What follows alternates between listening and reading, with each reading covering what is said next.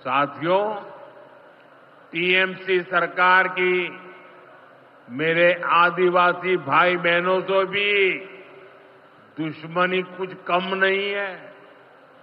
देश में पहली बार जनजातियों में भी सबसे पिछड़ी जनजातियों के लिए पीएम जनमन योजना बनाई गई है।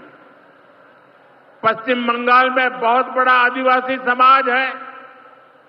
टीएमसी सरकार गरीब आदिवासियों का विकास भी नहीं होने दे रही है। उसने पीएम जनमन योजना को यहां लागू नहीं किया।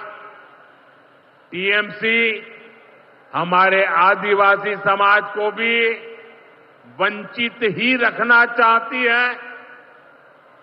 साथियों, टीएमसी को आदिवासी समाज के सम्मान की परवाह नहीं है।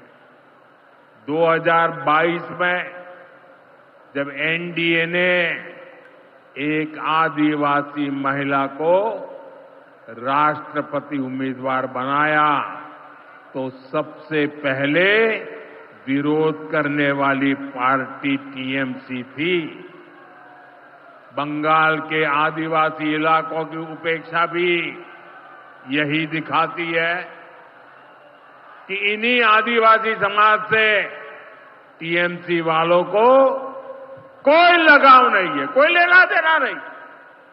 साथियों, कुछ दिन पहले दिल्ली में नीति आयोग की गवर्निंग काउंसिल की बहुत महत्वपूर्ण बैठक हुई। ये एक अहम मंच होता है जहां देश भर के मुख्यमंत्री मिलकर विकास पर चर्चा करते हैं। लेकिन अफसोस की बात है कि इस बार बंगाल सरकार इस बैठक में मौजूद ही नहीं रही। दूसरे गैर भाजपा शासित राज्य आए, सभी दल के नेता आए, हमने साथ बैठकर चर्चा की, लेकिन टीएमसी को तो सिर्फ और सिर्फ 24 घंटा पॉलिटिक्स करना है और कुछ करना ही नहीं है। पश्चिम बंगाल का विकास, देश की प्रगति उनकी प्राथमिकता में है ही नहीं। साथियों, केंद्र सरकार की जिन योजनाओं को यहां लागू किया भी गया है, उनको पूरा नहीं किया जा रहा। पीएम ग्राम सड़क योजना के तहत पश्चिम बंगाल के गांवों के लिए 4000 किलोमीटर की सड़कें स्वीकृत की गई।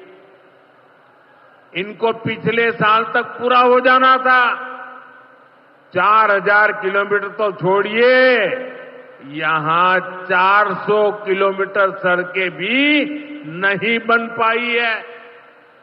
साथियों, इंफ्रास्ट्रक्चर के काम से सुविधाएं भी बनती है और रोजगार भी बनते हैं। लेकिन हालत ये है कि पश्चिम बंगाल में 16 बड़े इंफ्रास्ट्रक्चर प्रोजेक्ट यहां की सरकार अटकाए हुए हैं।